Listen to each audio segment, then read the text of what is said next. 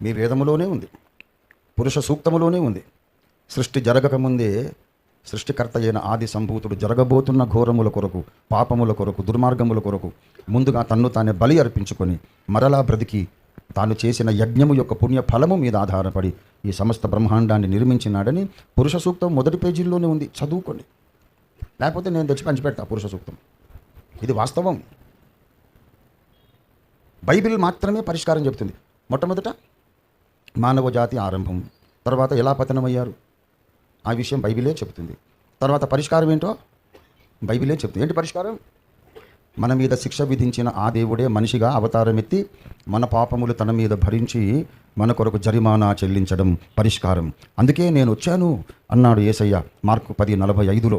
మనుష్య కుమారుడు పరిచారము చేయించుకొనుటకు రాలేదు కానీ పరిచారము చేయుటకును అనేకులకు ప్రతిగా విమోచన క్రయధనముగా తన ప్రాణమునిచ్చుటకును, ఇదిగో వాని ప్రాణ విమోచన క్రయధనము మిక్కిలు గొప్పది, ఎన్నటికీ తీరక అట్లా ఉండవలసింది అన్నాడు 49వ కీర్తనలో.